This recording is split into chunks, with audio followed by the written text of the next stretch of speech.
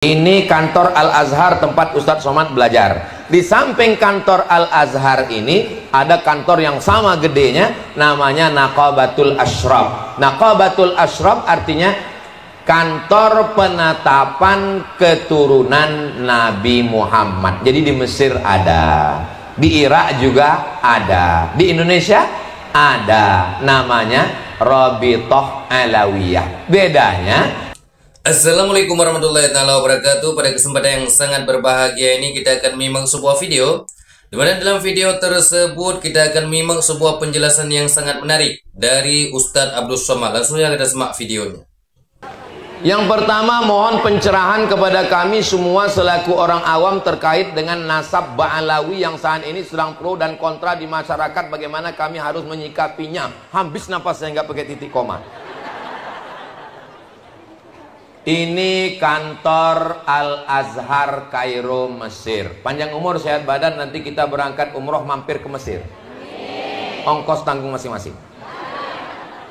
Ini kantor Al-Azhar tempat Ustadz Somad belajar. Di samping kantor Al-Azhar ini ada kantor yang sama gedenya, namanya Naqabatul Ashraf. Naqabatul Ashraf artinya kantor penetapan keturunan Nabi Muhammad. Jadi di Mesir ada, di Irak juga ada, di Indonesia ada, namanya Rabithah Alawiyah. Bedanya, kalau yang di Mesir itu menetapkan dua keturunan, Hasan dan Husain. Maka di ujung namanya nanti ada namanya Syekh Jabar Al-Hasani, atau di ujungnya Al-Husaini. Itu menunjukkan dia keturunan Nabi.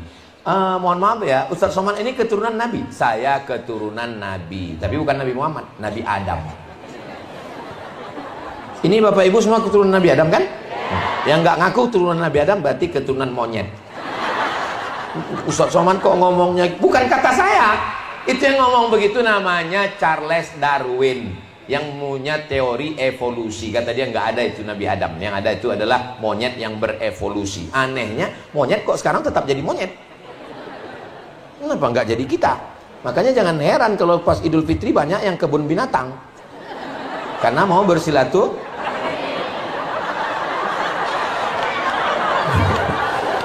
Nah, Nabi Muhammad SAW punya anak perempuan namanya Sayyidatuna Fatimah.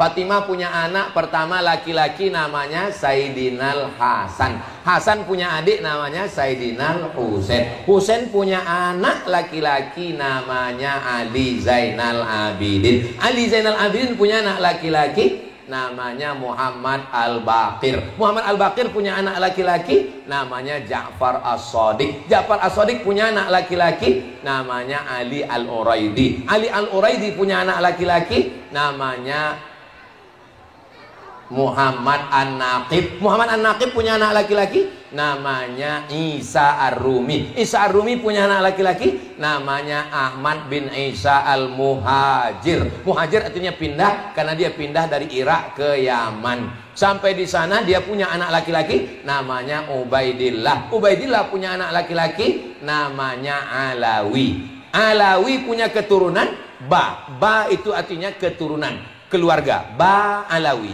Ba Ashir, Ba Rakbah, Ba Suwaidan, Ba Yazid, Ba itu arti keturunan, Ba Somad. Anak-anak saya itu nanti namanya keturunan Ba Somad. Nah, itu istilah khusus. Nah, bagi orang yang mempercayai ilmu nasab, Ustadz Somad percaya. Saya percaya pada ilmu nasab. Yang tidak boleh itu keterlaluan ekstrim sampai orang dianggap maksum tidak berdosa. Apa kata Nabi kepada Sayyidatuna Fatimah? Lau saraqat Fatimah bintu Muhammad laqata'tu yadaha. Andai anak Nabi Muhammad SAW mencuri, tangannya tetap dipotong. La farqa bainal arabi wal ajam. Tidak ada beda antara yang Arab dengan yang bukan Arab. Ustadz Somad Arab, Arab maklum, Arab cemas. Ibu baca hadis. Hadisnya dari mana? Sahih Bukhari. Sahih Bukhari kan? Bukhari itu orang mana? Bukhari itu orang Bukhara. Bukhara itu di mana? Bukhara itu Uzbekistan. Arab atau bukan Arab? Bukan Arab. Bukhari itu namanya siapa? Muhammad bin Ismail bin Ibrahim bin Al-Mughirah bin Bardisbah Al-Bukhari. Bukan Arab. Ahli bahasa Arab. Ahli bahasa Arab namanya Sibawai.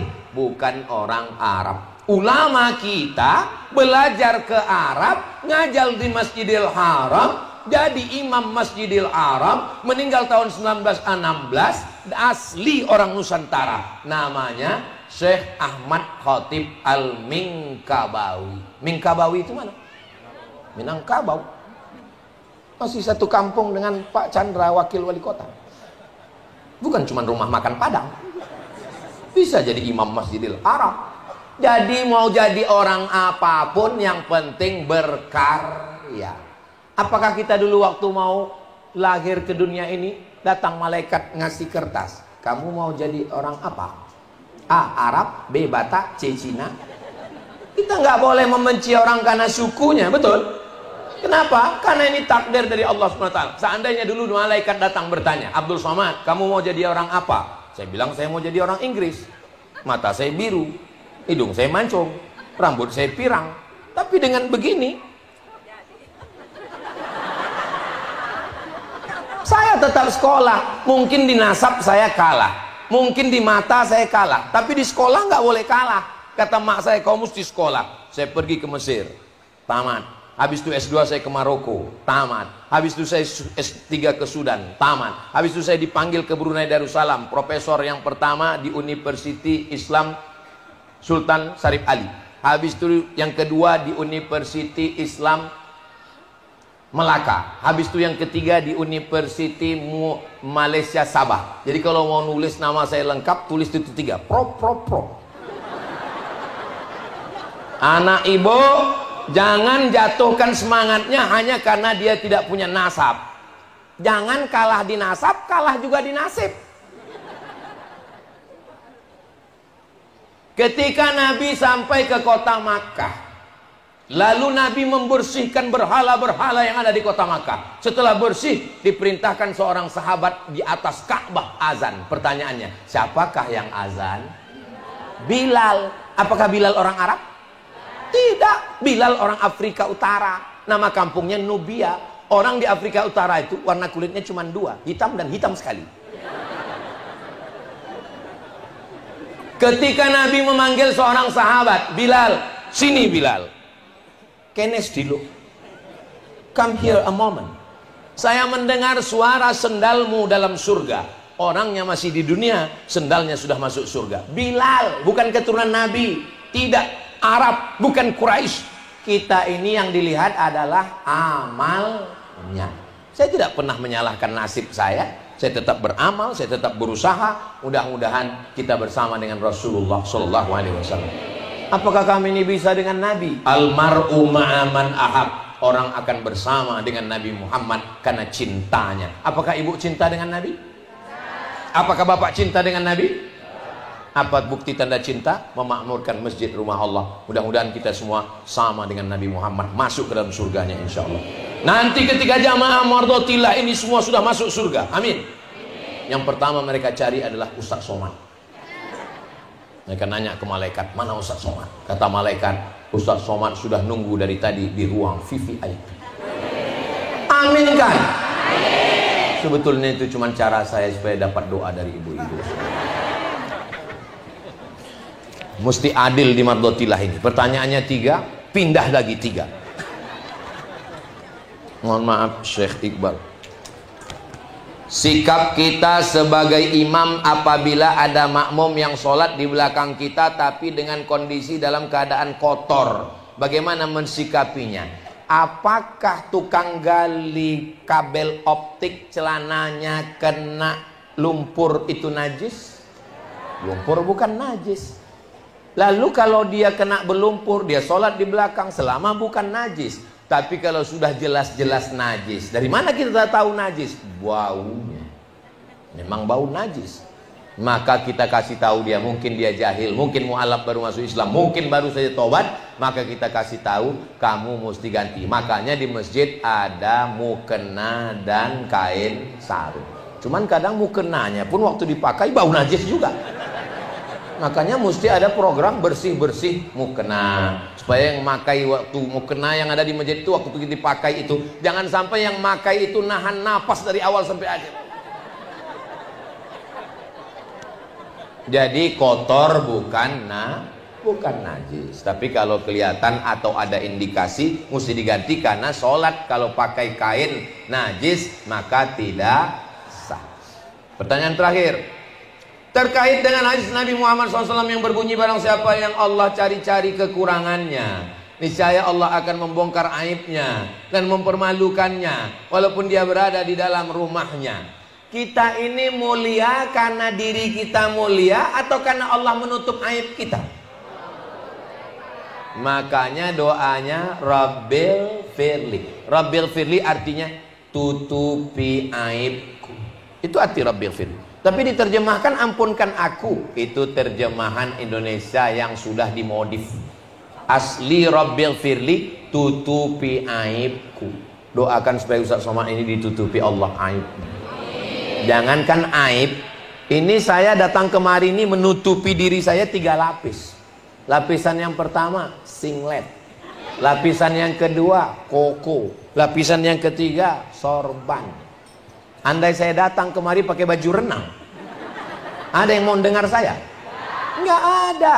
Kita ini mulia bukan karena kita mulia, tapi karena kita masih disayang Allah, ditutupi aib kita. Maka jangan buka aib orang.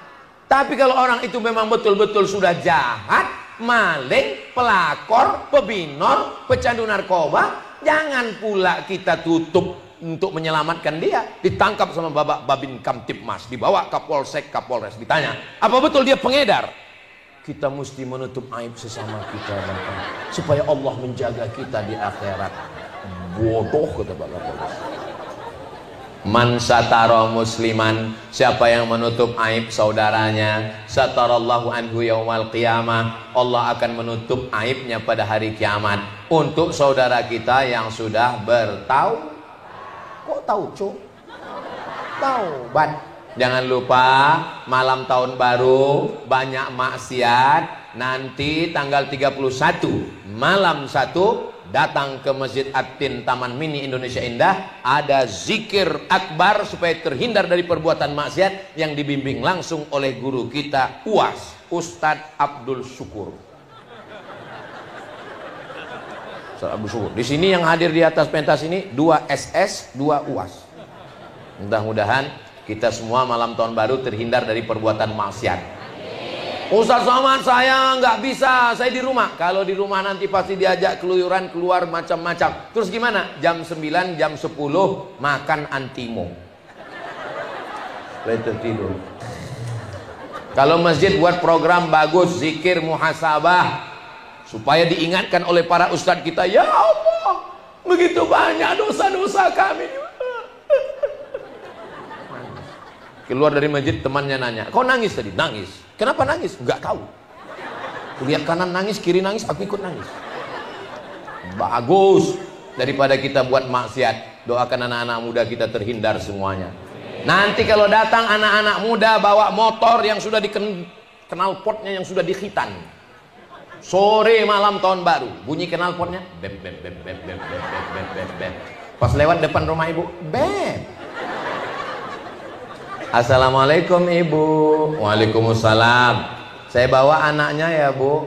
Jangan. Selangkah melangkah dari rumah ini berarti saya sudah membiarkan anak saya perbuatan maksiat, zina dan dosa. Jangan. Nanti kami belikan mie ayam bu. Oke. La tus'alunna yauma idzin 'anin. Kita semua akan diminta tanggung jawab di hadapan Allah. Ibu siap jaga anaknya? Apa kata bapak? Di rumah kami Pak Ustadz, bukan cuma anak dijaga, saya pun dikawal. Lihat ini nomor di handphone saya, nggak ada nama wife. Apa namanya? My Security. Mudah-mudahan keluarga ibu bapak semuanya sakinah mawaddah warahmah. Walau zaman berubah, iman kita tak akan goyah. Istiqomah, berhijrah, berjamaah, bertausiah, istiqomah, mati husnul khatimah, masuk ke dalam jannah bersama Rasulullah sallallahu alaihi wasallam. Terima kasih segala perhatian. Mohon maaf segala kesilapan. Saya tutup dengan pantun penutup, menangkap puyuh di Bukit Selasih. Thank you dan terima kasih. Nah, sahabatku yang dimuliakan oleh Allah Subhanahu wa taala, mungkin cukup sekian videonya. Semoga bermanfaat dan berkah. Assalamualaikum warahmatullahi wabarakatuh.